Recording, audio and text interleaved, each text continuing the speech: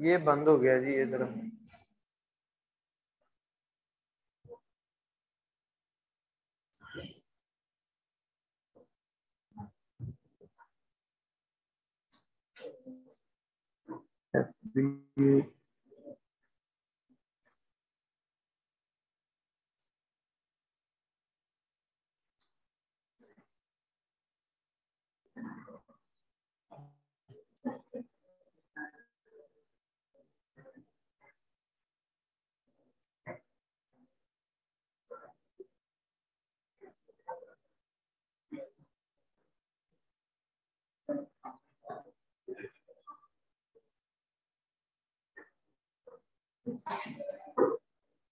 आपने link open किया था?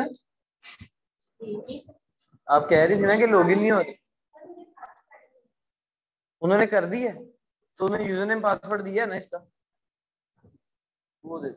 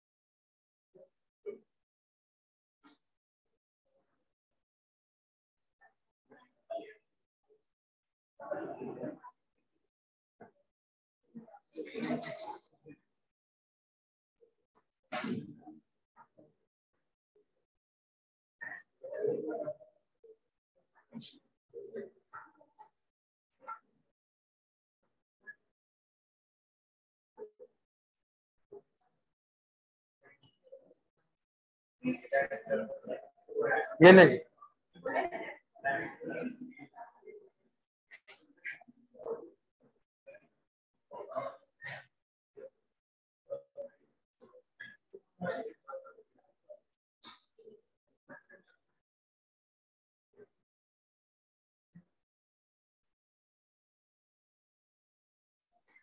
अच्छा जी, ये टूल्स आ गए जी हमारे पास। हम ये हीलियम 10 को ओपन कर लेते हैं।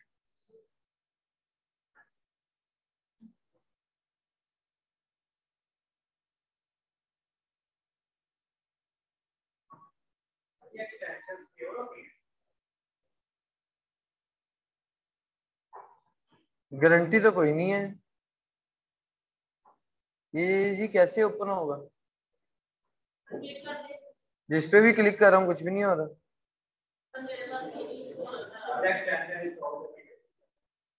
भैया एक्सटेंशन ऊपर हुई है, वो तो वैसे दे रहा है ना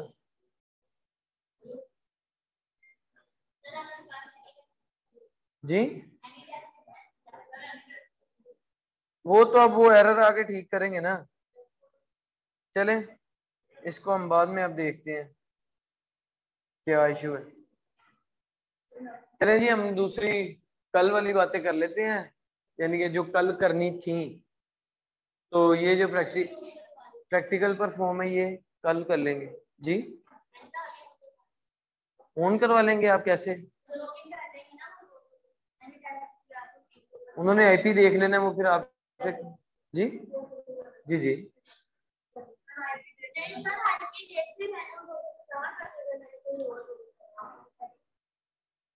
कर लें जी, ट्राई आप कर लें।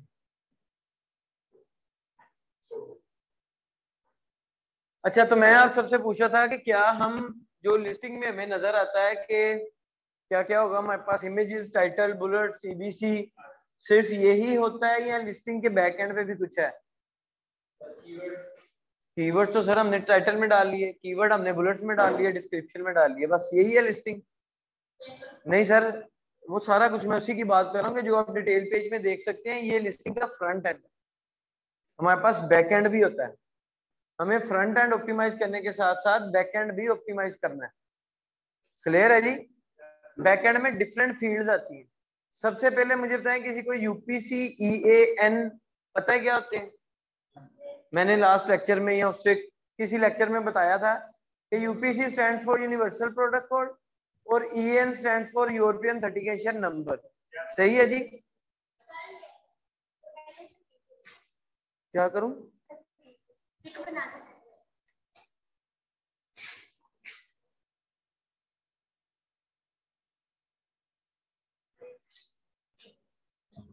तो यूरोपियन ऑथेंटिकेशन नंबर था सेकंड। अब आपको सबसे पहले प्रोडक्ट लिस्ट करने के लिए कोड चाहिए, या तो वो यूपीसी कोड होगा या वो ईएन नंबर होगा। सही है। तो आप जीएस1 वेबसाइट पे जाएंगे, वहां से आप अपनी प्रोडक्ट की जो भी उनके फॉर्म होगा क्वेश्चनियर का, वो फिल करके वो आपको एक यूपीसी या ईएन नंबर दे देंगे जो आप उनसे डिमांड करेंगे। सही है। जब आपके पास वो यूपीसी नंबर आ जाएगा, उसके बाद आप प्रोडक्ट को लिस्ट कर सकते हैं, अदरवाइज नहीं। सही है, फर्स्ट टाइम के लिए। जीएस1।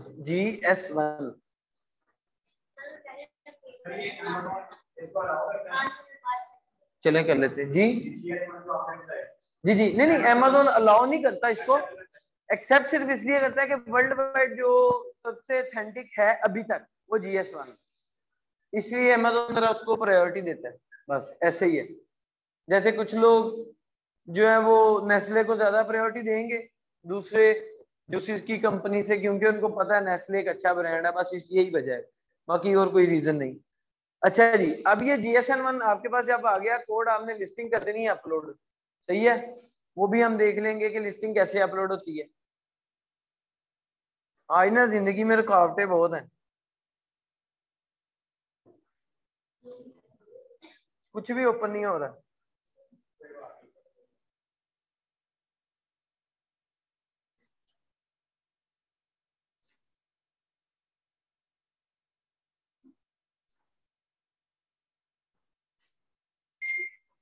हो गया।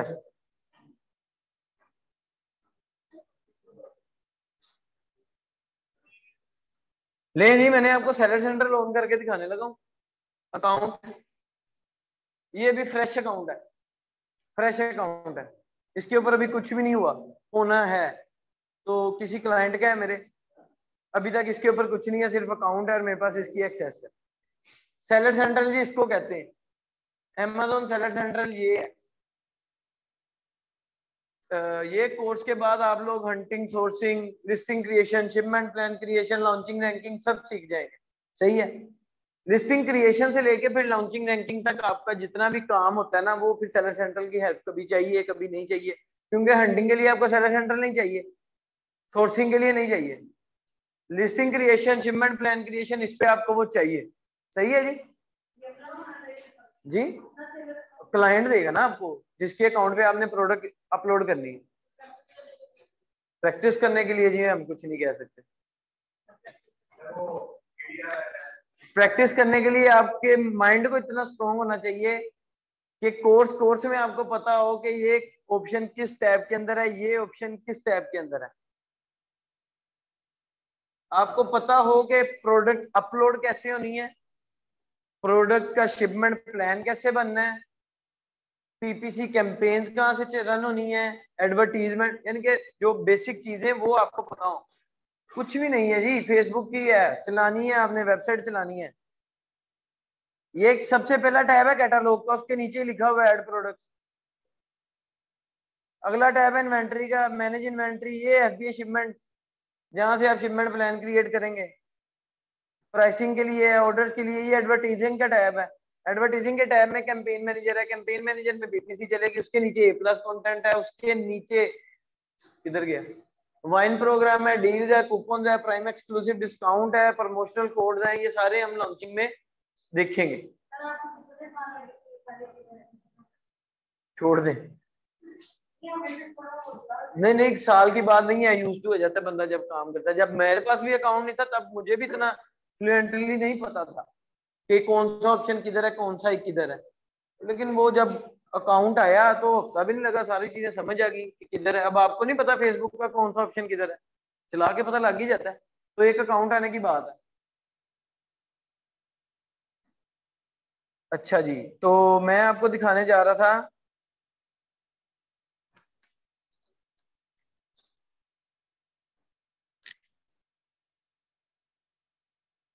मैं आपको बैकएंड दिखाने जा रहा हूँ। ये वो काम है जो हमने कीवर्ड रिसर्च के बाद करना था, यानी कि समझ लें जो काम हमने नेक्स्ट वीक करना था वो आज कर रहा। हमने कीवर्ड रिसर्च करनी है, वो परफॉर्म करके दिखाऊंगा। उसके बाद हम कोई टाइटल लिखेंगे उन कीवर्ड्स को यूज करते हुए, सही है। हम कोई बुलेट्स लिखेंगे, वैसे मैं कंटेंट राइटर नहीं हूँ, सही है। मैं सिर्फ इंस्ट्रक्शंस दे सकता हूँ कि मुझे बुलेट्स में किस किस टाइप की इंफॉर्मेशन चाहिए, किस तरह का नॉलेज चाहिए, किस तरह के कंसर्न्स चाहिए जिससे कस्टमर अट्रैक्ट हो सके। मैं सिर्फ आपके साथ वो शेयर करूंगा, ट्राई करूंगा कि हम एक आधी बुलेट्स लिख लें। बुलेट्स लिखने का फायदा सिर्फ ये है आपके लिए कि जो मैं इधर टाइटल बुलेट्स लिख के दिखाऊंगा उससे आपको पता चल जाएगा कि ऑप्टिमाइज वे में कीवर्ड कैसे यूज करने हैं, बस इस मकसद के लिए। बाकी कंटेंट राइटर का काम है, सही है जी। तो कीवर्ड रिसर्च के बाद हमने ये टाइटल बुलेट्स लिखने थे एक दिन, और तीसरे दिन जाके हमने ये वाला काम करना था जो मैं आज कर रहा हूँ, लिस्टिंग प्रोडक्ट को अपलोड कैसे करते हैं। ठीक है जी, प्रोडक्ट को अपलोड कैसे करते हैं। जब आपके पास कंटेंट आ गया, इमेजेस आ गई, तो आपने वो अपलोड कैसे करना है। आप जाएंगे एड अ प्रोडक्ट पे, जो मैंने कैटलॉग के नीचे दिखाया था। एड अ प्रोडक्ट पे जाके वहां पे वो मांगेगा आपसे एक ऑप्शन कि ऑलरेडी एग्जिस्टिंग प्रोडक्ट है जो सेल करनी है या न्यू है। आपने कहना जी न्यू है। न्यू पे जाके वो आपसे पूछेगा इसकी कैटेगरी क्या है। आपने अपनी कैटेगरी बता देनी है कि ये कैटेगरी है। जब आप कैटेगरी चूज कर लेंगे वो आपको इस फॉर्म पे ले आएगा। इस फॉर्म के सबसे पहले ये वाइटल इन्फो पे आएंगे, सही है जी। अब ये देखें, ये प्रोडक्ट आईडी है ऊपर। प्रोडक्ट आईडी ही बेसिकली यहाँ यूपीसी होता है या ईएएन नंबर होता है। उसके बाद वो एसएन में भी कन्वर्ट कर देता है, लेकिन फर्स्ट टाइम आपको यूपीसी या ईएएन चाहिए, क्योंकि अभी इधर अगर एसएन देख रहे हैं आप, लेकिन एसएन के ऊपर क्या लिखा हुआ है, यूपीसी। और इधर जो एसएन नंबर के ऊपर लिखा है वो देखें, डिफरेंट है ना दोनों। तो वो उसने ऊपर यूपीसी लिख दिया। हमेशा आपने देखना है कि आपके बैकएंड में जो आपने वैल्यू एंटर की थी वो इंडेक्स हो गई है कि नहीं होगी। उसका तरीका ये है, आपकी फील्ड खाली होगी और वो वैल्यू फील्ड के ऊपर आ जाएगी। अगर तो ऊपर आ गई है तो इसका मतलब है कि वो आपकी वैल्यू इंडेक्स हो गई है, सही है जी। तो आप देख रहे हैं कि मेरा यूपीसी भी इंडेक्स हो चुका है। ये नीचे, अब ये नीचे क्या है जी, प्रोडक्ट नेम। मैं आपको वो चीज बताने जा रहा हूँ कि फ्रंट एंड के अलावा हमें बैक एंड को भी मैक्सिमम से मैक्सिमम ऑप्टिमाइज करना है ताकि हमारी एसईओ इंप्रूव हो। जैसे वेबसाइट की एसईओ होती है ना, ऑन पेज एसईओ और ऑफ पेज एसईओ, अमेज़न की भी ऑन पेज एसईओ और ऑफ पेज एसईओ होती है, फ्रंट एंड पे और बैक एंड पे। फ्रंट एंड एसईओ हमने देख ली, ऑफ सॉरी बैक एंड की जो एसईओ है वो हम देख रहे हैं। ये प्रोडक्ट नेम है जी। इधर आप अपना टाइटल डाल देते हैं, जो आपने टाइटल लिखना है। नीचे आपने अपना ब्रांड नेम देना है। उसके बाद ये मैन्युफैक्चरर नेम है। अच्छा, जिनके आगे स्टेरिक है ना, ये देखें प्रोडक्ट आईडी के आगे स्टेरिक है। स्टेरिक का मतलब है कि ये रिक्वायर्ड फील्ड है, ये फिल करनी ही करनी है हर मुमकिन हालत में, अदरवाइज वो आपको फर्दर प्रोसीड नहीं करने देगा। स्टेरिक का मतलब ये है कि ये रिक्वायर्ड है। जिसके साथ स्टेरिक नहीं है वो ऑप्शनल होती है, आपका दिल करे फिल करना है तो कर दे, नहीं दिल है तो ना फिल करे। लेकिन हम कोर्स के एंड पे एक रिपोर्ट देखेंगे, उस रिपोर्ट में हमें पता चलेगा कि डिस्कवरेबिलिटी अपनी प्रोडक्ट की इंप्रूव करने के लिए, डिस्कवरेबिलिटी अपनी प्रोडक्ट की इंप्रूव करने के लिए बैकएंड पे किस किस फील्ड को फिल करना चाहिए, वो हम कोर्स के एंड पे देखेंगे। सर स्क्रीन रिकॉर्डिंग हो रही है। ये जो डिस्कवरेबिलिटी मैंने आपको बताया ना, यकीन करें मुझे बताने वाला कोई नहीं। अब ये कर लेते हैं, मुझे बताने वाला कोई नहीं था कि बैकएंड की कौन सी साइट है। हमें बस ये बताया गया था टाइटल लगा दो, ये लगा दो, वो लगा दो, बस जो जो आपके पास है वो लगा दो, बाकी भूल जाओ। लेकिन अमेज़न पागल है जो आपको एक रिपोर्ट डाउनलोड करके देता है, उसमें लिखा होता है कि डिस्कवरेबल अपना इंप्रूव करने के लिए ये फील्ड्स को फिल करो बैकएंड पे। अमेज़न पागल है, हमें बताने वाला कोई भी नहीं था। फिर हमें किसी ने गाइड किया, फिर हमने उनसे पूरा सीखा, फिर हमें पता चला। तो मैं आपको वो चीज लाजमी बताऊंगा, सही है जी। बैकएंड, इसका मकसद क्या है कि इस बात से पता चला है कि बैकएंड को भी मैक्सिमम फिल करना बहुत जरूरी है अपनी रैंकिंग इंप्रूव करने के लिए, डिस्कवरेबल होने के लिए या डिस्कवरी को इंप्रूव करने के लिए। जो चीज कहीं भी नहीं सिखाई जाती, कोई भी नहीं सिखाता अमूमन। जिन्होंने हमें सिखाई है बस वही सिखा रहे हैं, मैंने और किसी से नहीं सुना कि उन्होंने कभी ये बताया हो स्टिल अब तक। चलो स्टार्ट में नहीं थे बता रहे, अब भी वो अपनी अपडेट करी जा रहे हैं, कोर्सेज को अपडेट करी जा रहे हैं, लेकिन स्टिल मुझे ये वाला ऑप्शन अभी तक कहीं नहीं मिला कि आपको ये फाइल बैकएंड फिल करने पे इस तरह मदद दे सकती है। अच्छा जी, आइटम टाइप कीवर्ड, आप अपनी प्रोडक्ट का कोई भी मेन कीवर्ड लिख दें, ना भी लिखें तो खैर है क्योंकि स्टेरिक नहीं है। इज प्रोडक्ट एक्सपायरेबल, ठीक है, यानी कि ये फील्ड्स हैं और ये फील्ड जरूरी नहीं सबकी यही होंगी, ये product to product category to category vary करती है, product to product category to category vary करती है। प्रोडक्ट गेटेड है कि अनगेटेड है ये भी इन्हीं फील्ड में से पता चलेगा। कोई ऐसी फील्ड आएगी कि वो सर्टिफिकेट मांग रही होगी और आपके पास वो नहीं होगा, आप समझ जाओगे कि ये प्रोडक्ट में सर्टिफिकेट चाहिए, फिर या तो सर्टिफिकेट अरेंज करोगे या उसको ड्रॉप कर दो। सही है, तो इसका बेहतर हल एक और भी होता है कि अगर आप प्रोडक्ट हंटिंग में कंफ्यूज हो गए हैं कि ये प्रोडक्ट गेटेड है कि नहीं गेटेड, चुप करके उस प्रोडक्ट का केस ओपन कर दो अमेज़न के साथ कि भाई ये प्रोडक्ट मैं सेल करना चाह रहा हूँ पर मुझे बताओ कि इसके लिए कोई सर्टिफिकेट्स रिक्वायर्ड है आपको कि मैं कर सकता हूँ ऐसे। वो भी सीखेंगे, टेंशन नहीं लेनी, वो भी सीखेंगे। वो कुछ भी नहीं है, कस्टमर सपोर्ट पे जाना है हमने, जिस तरह हम जैज वालों को कॉल कर देते, बैंक को कर देते, कस्टमर सपोर्ट पे जाना है, वहां पे अपना मैसेज लिख के सबमिट करवा देना बस, वो सिर्फ हम इधर से देख लेते हैं। ठीक है जी, तो ये आपने फील्ड्स देखते जानी है और इनको फिल करते जाना है। एक टैब फिल हो गया, सेव नहीं करना जी, सेव करेंगे तो वही वाला टैब सेव होके बाहर आ जाए, आपने ये अगले टैब पे आ जाना है वेरिएशन वाले। अगर तो इसकी वेरिएशन होगी तो आपने वो ऐड कर लेनी, वेरिएशन साइज की हो सकती है, कलर की हो सकती है, आपने वो वेरिएशन इस टैब में ऐड कर देनी है। नेक्स्ट हमारे पास आ जाता है टैब ऑफर्स का। ऑफर में आपका इधर एसकेयू मांगेगा, मैंने आपको बताया था एसकेयू क्या होता है जी, stock keeping unit, nothing as just a nickname for your inventory, ताकि अमेज़न के ऊपर आप उसको उस निकनेम वो यूनिक होगा एसकेयू, एक इन्वेंटरी का जैसे एसइन होता है ना, एक एसकेयू, आप एसइन से भी सर्च कर सकते हो, एसकेयू से भी कर सकते हो, स्टॉक कीपिंग यूनिट। ये आपने लिखना है कुछ भी जो आपका दिल करता है वो लिख दिया जी वो, लेकिन जो एक दफा लिखा वो दोबारा चेंज नहीं होगा। नीचे वो प्राइस पूछ रहा है, ये ऑफर के टाइम में आपने अपनी प्राइस देनी है। फिर यहाँ पे वो सेल प्राइस पूछ रहा है कि आप अपनी प्राइस पे कोई सेल आते ही है ना डेज, मसलन ब्लैक फ्राइडे आ गया, हम डिस्काउंट देना चाह रहे हैं, सेल प्राइस देना चाह रहे हैं, तो आप योर प्राइस को नहीं छेड़ेंगे, जो ऊपर आपकी योर प्राइस है उसको नहीं छेड़ेंगे, आप सेल प्राइस चेंज करेंगे और इधर स्टार्ट डेट और सेल प्राइस की एंड डेट दे देंगे। वो 1 महीने के लिए आप चलाना चाहते हैं, 2 महीने के लिए चलाना चाहते हैं, मुझे बताएं ये मुश्किल है? अगर मैं ना भी एक्सप्लेन करूं तो आपको देख के समझ नहीं आ जाएगी क्या क्या मांग रहे हैं? हाँ जी, SKU stock keeping unit, nickname आपकी इन्वेंटरी का, सिंपल वर्ड्स में मैं कोई भी ये आपने एंटर करना है, ये आपने एंटर करना है, उन्होंने नहीं कहना कि ये इसका एसकेयू है, ये आपने लिखना है। आप बेशक अपना नाम लिख दें, कोई मसला नहीं, लेकिन जो अच्छी प्रैक्टिस है हम यही करते हैं, क्योंकि अगर तो एक प्रोडक्ट है तो एसकेयू का अपना नाम लिखने में मसला कोई नहीं, मल्टीपल प्रोडक्ट्स हो ना आप कंफ्यूज हो जाएंगे, तो हम क्या करते हैं, हम इन्वेंटरी जो प्रोडक्ट का नेम है उसी के साथ उसकी जो एक्सेसरीज हैं वो इस तरह मिक्स करके एक नेम बना लेते हैं।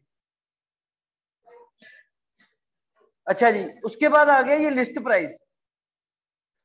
आज से ना 1 महीना पहले लिस्ट प्राइस का नाम होता था मैन्युफैक्चरर रिकमेंडेड प्राइस, उसको उन्होंने खत्म करके नाम दे दिया लिस्ट प्राइस का। ठीक है कि आपकी लिस्टिंग की प्राइस क्या है, इसमें हम बेसिकली प्राइस ऐड करते थे जो मैन्युफैक्चरर रिकमेंडेड प्राइस होती थी। मैन्युफैक्चरर कहाँ रिकमेंड करता था कि किस प्राइस पे बेचो, वो खुद ही $5-6 यहाँ पे ज्यादा बतानी, योर प्राइस में $2-3 कम कर देनी और सेल में और 2-3 कम कर देनी, वो इस तरह हम मैनेज कर लेते थे इसको। लेकिन सर एक बात मैं आप सबसे बता दूं, जो योर प्राइस और लिस्ट प्राइस वाली फील्ड है ना, इसको बार बार नहीं छेड़ना, महीने 2 महीने में एक दफा छेड़ना है बस। आप ज्यादा दफा प्राइस ऊपर नीचे करेंगे ना, अमेज़न आपकी लिस्टिंग सप्रेस कर देगा। सप्रेस लिस्टिंग क्या होती है पता है? आज हम इस पे भी बात कर लेते हैं, फिर मैं इसको अब जल्दी जल्दी, अच्छा बहुत टाइम है अभी, आज हम इस पे भी बात करेंगे कि सप्रेस लिस्टिंग क्या होती है। स्ट्रेंडेड, हाँ जी, सप्रेस कर देता है, वो निकाल नहीं देता, वो एक टाइम के लिए उसको डिसेबल समझने कर देता है, सप्रेस कर देता है। ठीक है, वो रीजंस होती हैं कुछ सप्रेस होने की, वो मैं रीजंस आपको सिर्फ बताऊंगा, सही है? अच्छा, तो वो लिस्टिंग आपकी सप्रेस कर देगा कि यार ये बंदा बार बार प्राइस के साथ क्यों खेल रहा है, ये कोई प्राइस में हेरा फेरी तो नहीं कर रहा मार्केट की प्राइस से नीचे। पहले होता था कि मार्केट की प्राइस से आप जितना, अब अमेज़न ने ना इसके ऊपर भी रिस्ट्रिक्शन लगा दी कि मार्केट की प्राइस से अगर कोई बहुत ज्यादा या बहुत ज्यादा कम करेगा ना तो उसको भी पेनल्टी मिलेगी, ताकि दूसरों का नुकसान ना हो। सही है, तो आपने करना क्या है, जो मेरी स्ट्रेटेजी है या मैंने सीखा है, स्ट्रेटेजी तो नहीं मैं कहूंगा, तो वो हम ये करते हैं कि हम एक दफा अपनी लिस्ट प्राइस डाल देते हैं, एक ही दफा अपनी योर प्राइस डाल देते हैं, बाद में हम सेल प्राइस के साथ खेलते हैं बस। सेल प्राइस के साथ। सेल प्राइस चला दी, मसलन अगर मैं $21 की बेच रहा हूँ ना, लेट्स सपोज $21 की बेच रहा हूँ, मैं अपनी योर प्राइस रखूंगा $25, $4 बढ़ा के, और मैं अपनी लिस्ट प्राइस $2 और बढ़ा के रखूंगा, 25 और 2 27, 27 25 और फिर अपनी 21। तो समटाइम स्ट्राइक थ्रू आ रहा होता है अमेज़न के ऊपर। स्ट्राइक थ्रू क्या है कि उसने लिखा होता है वॉज प्राइस, और प्राइस के ऊपर लाइन लगी होती है, और नीचे बता रहा होता है कि उसकी ये प्राइस थी पहले, उसके ऊपर लाइन लगी है, नीचे बता रहा था कि इतने % डिस्काउंट देके अब ये प्राइस है। इसे अमेज़न पे कहते हैं स्ट्राइक थ्रू। क्लियर है जी? देखा होगा सबने, अमेज़न के अलावा भी डिफरेंट प्लेटफॉर्म है, इसे कहते हैं अमेज़न पे स्ट्राइक थ्रू। सर एक रिसर्च से पता चला कि स्ट्राइक थ्रू भी कस्टमर को बहुत अट्रैक्ट करता है। सही है जी? तो स्ट्राइक थ्रू फिर लगाने का तरीका ये होता है कि आपकी जो पूरे 1 महीने की सबसे मिनिमम प्राइस चली है ना, उससे भी कम देंगे तो स्ट्राइक थ्रू आएगा, अदरवाइज स्ट्राइक थ्रू नहीं आएगा। तो इसलिए जब भी काम करो मिनिमम प्राइस करते हुए बहुत सोच समझ के चलना। मसलन अब मैंने अपने प्रोडक्ट की 21,000 या 9 प्राइस कर दी है ना, मैंने आपको बताया कि ये ब्रेक इवन है, कि मुझे इस प्राइस पे सेल करने पे नो प्रॉफिट है, नो लॉस है, उल्टा जो पीपीसी के ऊपर मार्केटिंग के ऊपर हम पैसे दे रहे हैं वो जेब से दे रहे हैं। सर अब अगर मैं अपनी सेल प्राइस जब तक 21,000 या 9 से नीचे नहीं ना करता, मुझे स्ट्राइक थ्रू नहीं मिलता। बेशक 21,000 या 9 मेरी सेल प्राइस थी, मेरी दूसरी प्राइस जो मर्जी है, उसने कहना है आपकी योर प्राइस या सेल प्राइस में से मिनिमम जो सी भी पूरा 1 महीना चली है उससे भी 20% कम देंगे तो स्ट्राइक थ्रू मिलना है। अब मैं 21,000 या 9 से स्ट्राइक थ्रू लेने के लिए और कम करूंगा तो मुझे क्या बचेगा?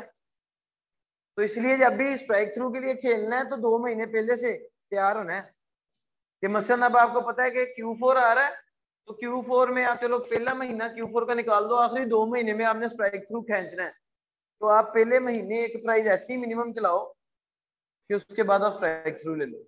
लेकिन फिर भी गारंटी नहीं होती स्ट्राइक थ्रू की, गारंटी नहीं है कि स्ट्राइक थ्रू आएगा ही आएगा। एल्गोरिथम है, जब मर्जी आपको दे दे। सेल प्राइस को आप बेशक हर आधे घंटे बाद छेड़े, अमेज़न ने कुछ नहीं कहना।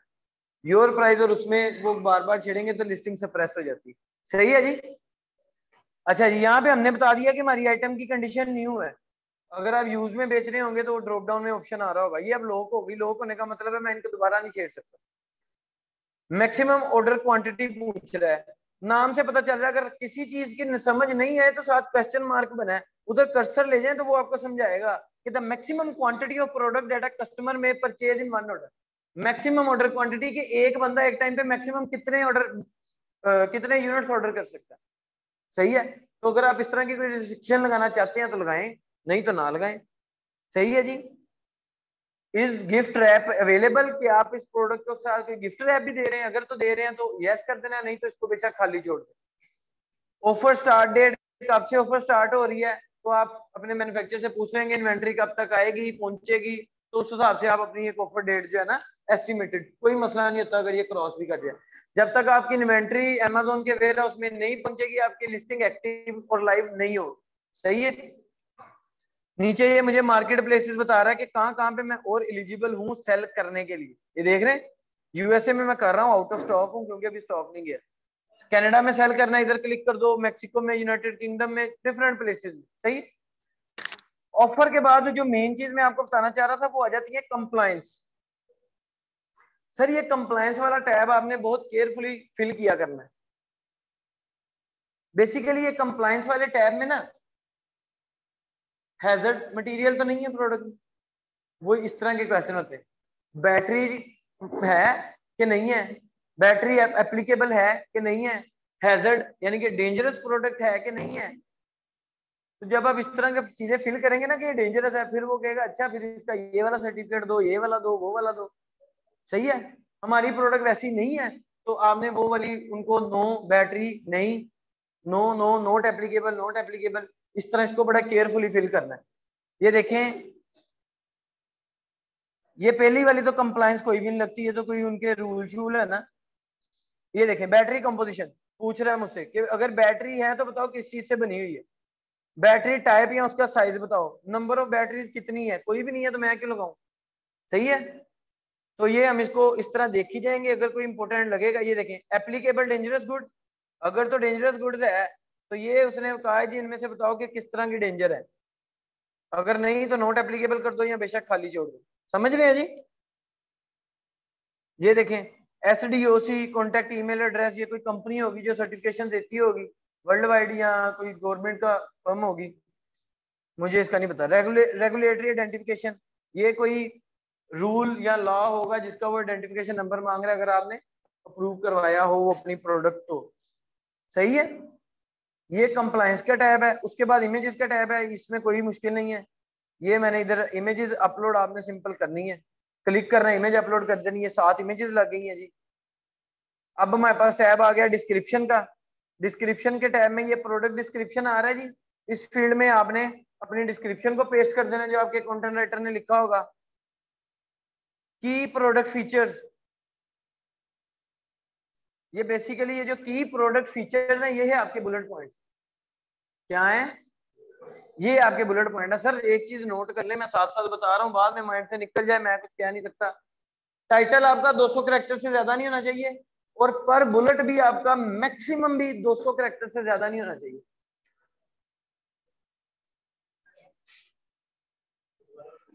टाइटल 200 कैरेक्टर से ज्यादा नहीं होना चाहिए,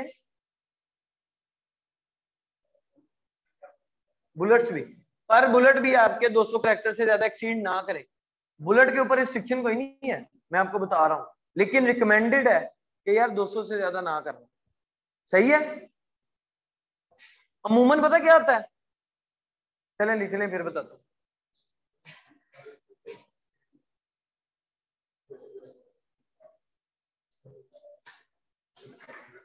अच्छा यार बात सुन लो, नॉर्मली होता ये है कि बुलेट्स के ऊपर रिस्ट्रिक्शन कोई नहीं, आप जितने मर्जी लिख लें, लेकिन बुलेट्स के कितने करेक्टर इंडेक्स होने हैं वो जो मैं पे आपको रिपोर्ट कह रहा था ना, हम देखेंगे उस रिपोर्ट में वो भी मेंशन होता है आपकी कैटेगरी वाइज, कि आपकी इस कैटेगरी में अमेज़न इतने करेक्टर्स को इंडेक्स करेगा। ठीक है, तो आपकी कोशिश क्या होनी चाहिए कि मैक्सिमम 200 करेक्टर लिखने। अगर अमेज़न पहले 100 करेक्टर को इंडेक्स करेगा तो आपने ये कोशिश करनी है अपने कीवर्ड्स को पहले 100 करेक्टर में लिखना बस, ताकि वो इंडेक्स हो जाए, आपके कीवर्ड्स इंडेक्स हो जाएं जिनके ऊपर आपकी सर्चिंग होनी है। अपने कीवर्ड्स इंडेक्स कर लो पहले 100 करेक्टर में, अगर अमेज़न ने 100 कहा है, और फिर बेशक आप 250 करेक्टर तक लिख लो, 200 तक, रिकमेंडेड 200 है। सही है जी? अच्छा अब 5 की बुलेट्स लिखने हैं तो आपने यहाँ पे क्लिक करके ऐड मोर 5 कर लेने और पांचों यहाँ पे पेस्ट कर देने। ये CPSI सर्टिफिकेट क्या होता है, वार्निंग क्या होती है कि अगर आप किसी किस्म की कोई वार्निंग देना चाह रहे हैं, जैसे आप कह दें कि मैं एक छोटी सी मिसाल देता हूँ जी कि ये प्रोडक्ट बच्चों की पहुंच से दूर रखे, इस तरह की अगर वार्निंग आप देना चाह रहे हैं कस्टमर को तो आप यहाँ से सिलेक्ट कर सकते हैं, अदरवाइज इसको भी खाली छोड़ दें। ये थे डिस्क्रिप्शन। हाँ जी, ये देखें सर मैंने HTML, ये आपका HTML के टैग नहीं नजर आ रहे? अच्छा मैं करता हूँ, मैं इस पे आने लगा था, मैं बस ये आखिरी 2 टैब रह गए वाइंड अप कर। अच्छा जी ये अब कीवर्ड्स आ गए। हाँ जी, ये जी सबसे इंपॉर्टेंट चीज, सर्च टर्म्स। ये मैंने सारी फिल की थी, पता नहीं क्यों यहाँ पे नहीं है अभी, अब मैं आज रात दोबारा करूंगा, ऐसे भी हो जाता है। ठीक है, तो आज इसको मैं दोबारा करूंगा, वरना वो नहीं, सेव का इशू नहीं था, बस इसके अंदर थोड़े से मसले आ रहे थे। अच्छा जी ये है बैकएंड सर्टम, आप एक टर्म सुनेंगे बार बार, बैकएंड सर्टम, बैकएंड सर्टम, बैकएंड सर्टम। ठीक है, बैकएंड सर्टम यहाँ पे होती है, इन सर्च टर्म्स को कहते हैं बैकएंड सर्च टर्म्स। क्या है, ये भी आपके कीवर्ड्स ही होंगे। सही है, ये भी आपके कीवर्ड्स ही होंगे। देखें आपके पास स्पेस है कीवर्ड इमेजेस का नाम रख के यूज करने की, बताया था कल मैंने, टाइटल में कीवर्ड यूज करने की, बुलेट्स में, EBC में, और EBC की जब आप इमेजेस लगाएंगे ना तो उसमें भी आपको वो कहेगा कि इसमें 100 करेक्टर देगा कि 100 करेक्टर कीवर्ड डाल लो। कितनी जगह आपके पास, वो भी डाल ली, हर चीज होगी, फिर भी कुछ कीवर्ड बच गए, सर इधर ला आगे डालो बैकएंड साइट टर्म। लेकिन बैकएंड साइट टर्म पे आपने कोशिश करनी है कि जो कीवर्ड फ्रंट एंड में पड़ा है वो बैकएंड पे नहीं डाल, क्योंकि अगर उस स्पेस को यूटिलाइज करना है तो उन कीवर्ड्स के लिए करो जिनका टोटली नहीं जिक्र नहीं हुआ। समझ रहे हो ना? तो बैकएंड साइट टर्म पे आपने वो कीवर्ड डालने जो फ्रंट एंड पे कहीं यूज नहीं हुए, उनको बैकएंड में डालना है, और कोई कीवर्ड रिपीट नहीं करना है। ये बैकएंड का एक क्राइटेरिया अमेज़न का, सही है। और फिर आपने देखना कि इजाजत कितनी है, लिख लो जी, बैकएंड साइड टर्म की सख्ती से इजाजत है कि लेस देन 250 कैरेक्टर्स। हाँ जी, कैरेक्टर्स बात करनी है हमने, 250 characters, less than 250 characters. Sir less than 250 characters का मतलब क्या है? 249 बस। जहां पे आपने इसके अंदर 250 कैरेक्टर डाल दिए ना, आपकी लिस्टिंग सप्रेस हो जानी। अब आप समझ रहे सप्रेस किस किस सूरत में होनी है? कोई मुझे बता सकता है कि सप्रेस लिस्टिंग क्यों होती है? जब जब आप अमेज़न की गाइडलाइंस को या रूल्स को वायलेट करेंगे लिस्टिंग करते हुए, आपकी लिस्टिंग सप्रेस हो जाएगी। हमने देखा कि लिस्टिंग के टाइटल का 200 कैरेक्टर से ज्यादा होगा तो लिस्टिंग सप्रेस हो जाएगी। लिस्टिंग को बनाते हुए अगर रिक्वायर्ड फील्ड जिनके आगे स्टैरिक लगा है वो कोई फील्ड की इंफॉर्मेशन नहीं होगी तो लिस्टिंग सप्रेस हो जाएगी। Character limit backend side term की 249 है, ये एक्सीड करेगा तब भी लिस्टिंग सप्रेस हो जाएगी। ये कुछ मेन रीजन है लिस्टिंग सप्रेस होने के। सबसे इंपॉर्टेंट रीजन लिस्टिंग सप्रेस होने का क्या है, जो अमूमन आता है नॉर्मली आउट ऑफ स्टॉक, बस उसके आपका कोई हाथ नहीं, वो तो जब इन्वेंटरी इन स्टॉक आ जाएगी वो खुद ही एक्टिव हो जाएगी। सही है जी। अगर कोई क्लाइंट के मेरी लिस्टिंग सप्रेस है तो ये लो $10 मेरी लिस्टिंग एक्टिव कर दो, सबसे पहले आगे उसकी बैक ये फील्ड देख लो, उसका टाइटल देखो, वरना मैं एक और तरीका बताता हूँ, वहां पे आपको रीजन भी मिल जाएगा। सही है, बैकएंड साइड टर्म क्लियर हो गई जी। अब एक और छोटी सी बात सुन लो कि बैकएंड साइड टर्म्स कैसे चेक करना है कि ऑप्टिमाइज है कि नहीं है। आपने 249 कैरेक्टर्स डाल दिए, 249 के 249 उठा के अमेज़न की सर्च टर्म में डाल देंगे, वो जिस तरह हम प्रोडक्ट नहीं सर्च करते उस सर्च टर्म में डाल के एंटर मारनी। अगर तो वही प्रोडक्ट्स आएंगी जो आप बेचने जा रहे हैं, यानी कि आपके कंपेटिटर्स आएंगे, आपकी backend site term optimize. Clear है जी, कोई रॉकेट साइंस तो नहीं ना है, सिर्फ उन सर्च टर्म के थ्रू सर्च करना है। अभी मैं बताता हूँ कि backend site term search algorithm के लिए कैसे काम करती है। अच्छा जी, उसके बाद ये मोर डिटेल्स पे आ जाएं। मोर डिटेल्स पे आपने ना प्रोडक्ट का चीजें देनी है, लॉन्च डेट बता दें, रिलीज डेट बता दें, आपकी आइटम डायमेंशन यानी कि जो आइटम होगी, पैकेजिंग नहीं, पैकेजिंग के अंदर, यानी कि अगर मैं ये बेच रहा हूँ तो इसकी डायमेंशन लेंथ विड्थ और हाइट बतानी है। फिर इसको अगर मैंने किसी आउटर पैकेज बनाया है, एक बॉक्स बनाया है, फिर आपने उसकी डायमेंशन वेट बताना है, आइटम टाइप का नेम बता दें, और जोन जोन से भी आपको लग रहा है कि ये आपके पास इंफॉर्मेशन है और ये इंपॉर्टेंट है कस्टमर को बताना, वो आप मोर इन्फो में आके फिल कर दें और एंड पे सेव एंड कंटिन्यू करेंगे। आपकी वो कहेगा जी कि 15 मिनट तक आपकी ये चेंजेस जो है रिफ्लेक्ट हो जाएंगे अमेज़न के ऊपर। क्लियर है जी। प्रोडक्ट अपलोडिंग हमारी आज कवर हो गई है, हम इसके ऊपर दोबारा बात नहीं करेंगे क्योंकि इसमें भी रॉकेट साइंस नहीं है। सही है जी। अच्छा, अब मैं आपको बताता हूँ सप्रेस लिस्टिंग का।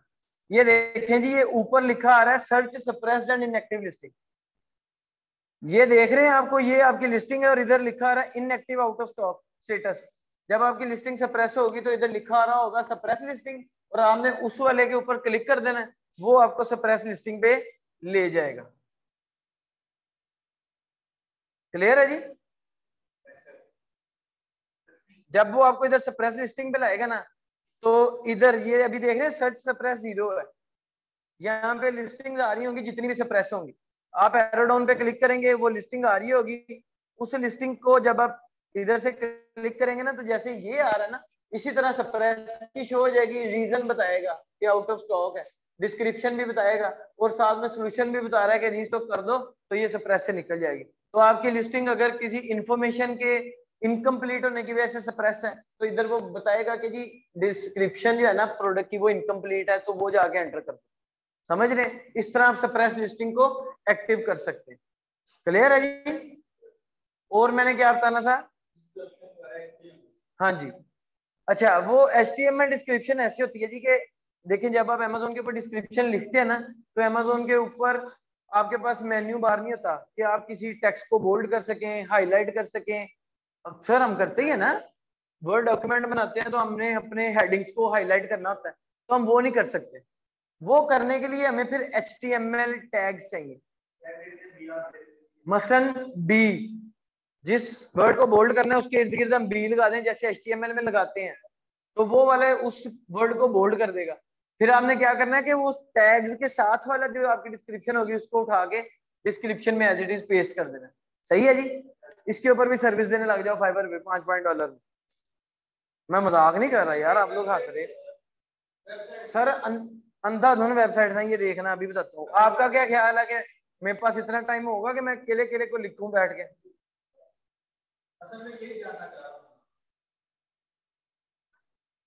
सर गूगल हर चीज की दुआ है।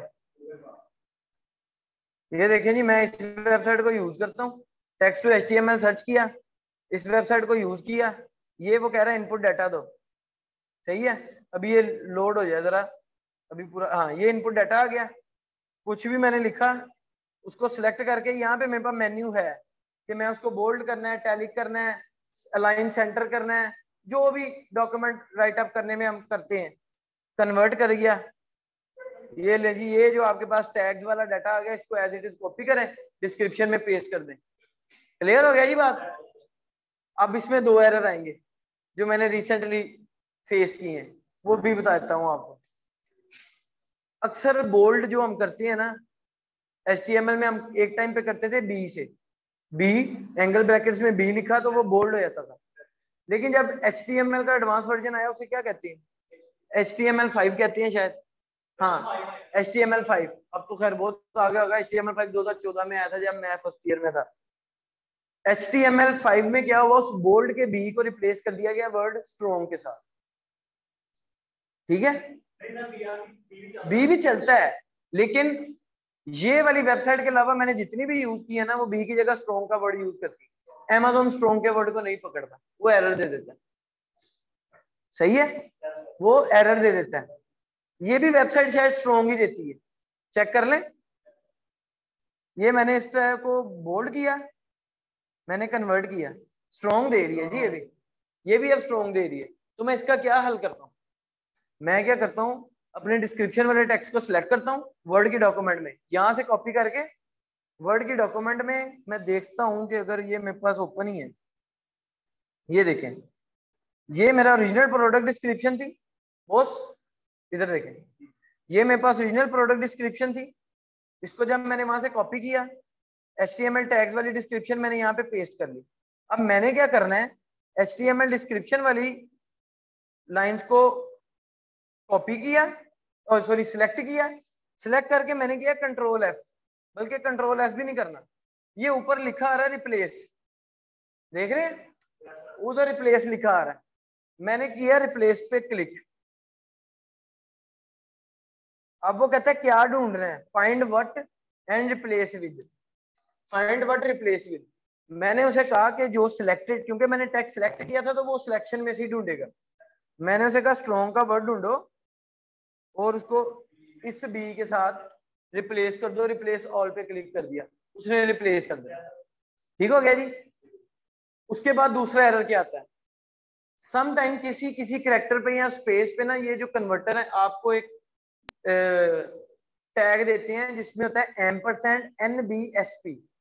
एम्परसेंड पता है क्या कौन सा साइन होता है? एम्परसेंड, ये जहां पे मैंने बी लिखा है, यहाँ पे मैं एम्परसेंड का साइन डालने जा रहा हूँ, ये वाला, इस साइन का पता है ना? तो सम टाइम नहीं, हमेशा ही ये स्ट्रॉन्ग को भी रिप्लेस करना है और ये $NBSP को भी रिप्लेस करना है। जब भी आप अपने डिस्क्रिप्शन को सिंपल टैग से HTML में कन्वर्ट करेंगे, ये 2 टैग्स को खत्म करना है। स्ट्रॉन्ग को किसके साथ रिप्लेस करना है? बी के साथ। और $NBSP को किसके साथ रिप्लेस करना है? किसी के साथ नहीं, बस उधर कोई स्पेस डाल देनी। सही है, अप्लाई रिप्लेस ऑल कर देंगे। उसके बाद जो आपके पास HTML टैग के साथ डिस्क्रिप्शन बचेगी, उसको एज इट इज आगे पेस्ट कर दें, कोई एरर नहीं आएगा। क्लियर है जी? अब सर्विस देने लग जाओ इसकी।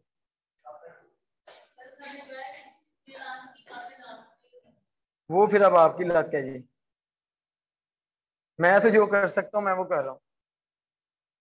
हाँ जी जी, और कुछ रह गया?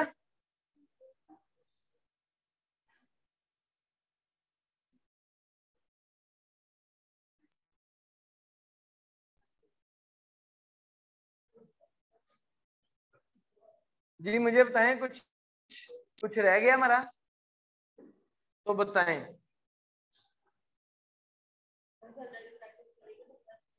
बिल्कुल करें जी, इसमें प्रैक्टिस की इसमें जरूरत है, बिल्कुल है, प्रैक्टिस करें। सर ये काम उधर जी। होम टास्क मैंने आपको दिया तो हुआ कि प्रोडक्ट हंट करके लाए, आप लाए हैं कोई भी? मुझे बताएं। मैंने आपको कहा प्रोडक्ट हंटिंग आपकी असाइनमेंट आप करें, अब आप वो असाइनमेंट करने के बजाय कह रहे हैं जी मुश्किल बहुत है, ये असाइनमेंट भी आप करें, तो मैं फिर आपको कैसे काम दूं जब आप लोग में विल ही नहीं है? आपने 2 घंटे 3 घंटे स्पेंड किए, आपके हाथ खड़े हो गए जी कि प्रोडक्ट हंटिंग बहुत मुश्किल काम है। देखिए जब मैंने स्टार्ट की थी ना प्रोडक्ट हंटिंग किसी के लिए, तब मैं भी लर्निंग में था। वो कराची की कोई लड़की थी, बीसी स्टूडेंट थी एक्सट्रीम कॉमर्स की, उसने मुझे कहा जी प्रोडक्ट हंट। पहले दिन मैंने पता नहीं 16-17 घंटे लगातार बैठ के एक प्रोडक्ट हंटिंग, दूसरे दिन भी इतना टाइम लगा, तीसरे दिन भी इतना लगा। थोड़े टाइम बाद 1 महीने बाद ऐसा टाइम आया था कि मैं दिन में 4 प्रोडक्ट ढूंढ के उसे भेज के फ्री हो जाता। Practice makes a man perfect. आपको पहले दिन टाइम लग रहा है, दूसरे दिन तीसरे दिन आपका टाइम कम होने लग जाएगा। लेकिन आप एक दिन टाइम लगा के दूसरे दिन आके मुझे कहेंगे कि मैं कर दूं, मैं कर दूंगा, मेरा कुछ नहीं जाएगा, नुकसान फिर आपका है। क्योंकि आपको इसकी प्रैक्टिस करनी है करनी है करनी है, या तो प्रोडक्ट हंटिंग पे काम नहीं करना, डिसाइड कर लें। हैं लोग बड़े, वो लोग हैं वो कहते हैं कि यार प्रोडक्ट हंटिंग बड़ा काम खराब है, बहुत काम मुश्किल नहीं है, टाइम वेस्टिंग है। तो वो सीधा अगर कोई क्लाइंट आता है तो उसे कहते हैं ठीक है प्रोडक्ट ले आओ, उससे आगे वाले काम हम कर लेंगे, हंट खुद कर लो। आपकी मर्जी है जी, हम कोई फोर्स नहीं कर रहे कि आपने हंटिंग भी करनी है। कुछ भी नहीं, स्पेस डाल दो बस, एंड परसेंट NBSP ये वाला वर्ड फाइंड करना है और इसको एक स्पेस के साथ फिनिश करना है। NBSP। हाँ जी जी, लिस्टिंग अपलोड हो गई। इमेजेस किस तरह की चाहिए डिसाइड हो गया। EPC किस तरह की काम करती है डिसाइड हो गया। सही है। अब सिर्फ क्या रह गया, हमने कीवर्ड नहीं ना, रिसर्च, और कीवर्ड रिसर्च के बाद हम कोई एक आधा टाइटल मैं बोला लिखने ही की हूँ कोशिश तो करेंगे और एक आधा बुलेट्स लिखने की कोशिश करेंगे वो और ताकि चीज है यार। कीवर्ड्स को ऑप्टिमाइज वे में यूज करने का आइडिया हो जाए। और उसके बाद हमारा ये लिस्टिंग देख के काम में आवाज क्या रह जाएगा, खतरनाक की इसको पकड़ आइडिया हो। लिस्टिंग के काम में क्या रह जाएगा सर? कुछ भी नहीं रह जाएगा, कुछ भी नहीं रह जाएगा। सिर्फ हम वो एक रिपोर्ट डाउनलोड करेंगे और रिपोर्ट से देखेंगे कि कितने करेक्टर बुलेट्स के इंडेक्स होने हैं। नहीं सही बनी ना साइड को। और नहीं नहीं दूसरी चीज क्या रिपोर्ट से देखनी है कि बैकएंड की कौन सी फील्ड ऐसी है जो हमें डिस्कवर करने में आसानी देगी। पहले माइक ये काम करके हमारी नहीं लिस्टिंग नहीं खत्म अपनी हो नहीं जाएगी। सूट ऐसी सही है। और उसके बाद हम शिपमेंट प्लान पे एक दिन काम करेंगे, फिर हम लॉन्चिंग एंड रैंकिंग पे आ जाएंगे। आप ना ऐसे रखते इधर नहीं आना, ऐसे ही है तरीका, यही होता है जो सूट का होता है ना वैसे ही होता है, पर वो हमने बहुत साइड से ले लिया, वो सामने से सामने से ये हाँ। इधर देखिए, आप उधर ही देखिए, आपने उस तरफ देखना है इधर से। हाँ इधर आना है, यहाँ पे थोड़ा सा आप आगे आगे और थोड़ा सा होगा।